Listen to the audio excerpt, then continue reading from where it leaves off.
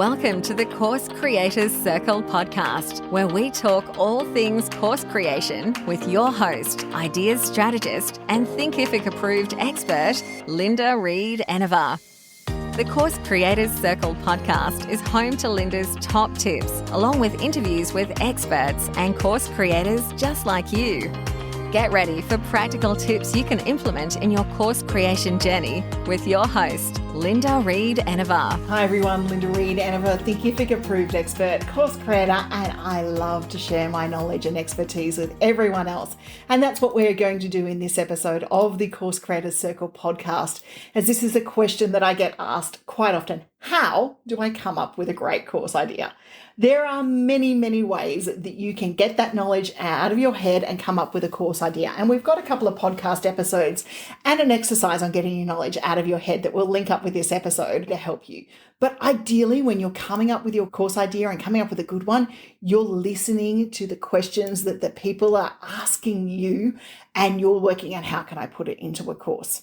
So one of the things I get my students to do when they're creating courses is I get them to note down everything that they're being asked. Okay, that could be the questions that people ask them along the way, the things they roll their eyes to, all of those things that, they're getting asked on a regular basis, and especially if they're repeat questions, because chances are if people are asking you that question, that's going to be a really good course idea. So you write it down, you keep a notebook, you do all of those sorts of things.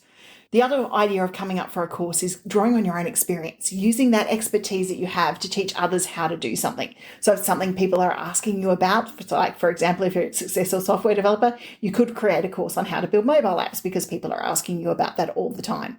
So you might do that. You might address the trends and emerging technologies within your fields. You might offer a course or a membership that would help people learn and stay up to date on these developments. For example, I train in Facebook marketing. Part of the things that happens is Facebook changes the algorithm on a regular basis. So my marketing circle members are one of the first people to get the updates on that Facebook stuff as it happens. You might look for gaps in the knowledge and the skill sets of your target audience. So the people who are coming to work for you, are they not ready to work with you, but they need some help?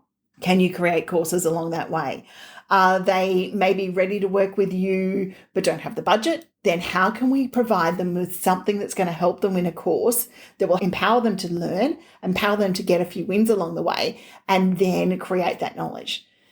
Chances are your course is hiding where you least expect it. It could be hiding in your blog.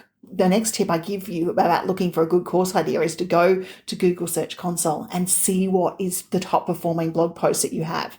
Can I now string 2 or 3 of those together to make a course? Because that could definitely be something you could use and put into course creating planning sheets and dive in a little bit further and get in there and use. And then the final tip that I have for you is go to answer the public. Type in the words that you want to be known for or the problems that you think your people have and see what it's coming up in waves of search results. Use that to name your modules. Maybe pull 4 or 5 of them together and create a good course. The best course out there is the one that's created and done that people can engage with and learn from. It's not the perfect course that's sitting on your bookshelf. So what we want to do now is we want to teach our people, deliver small wins, deliver a mini course if you need to first, test the market, but create something, because thinking about a course, thinking it's not good enough isn't helping your people learn the skills that they need to learn.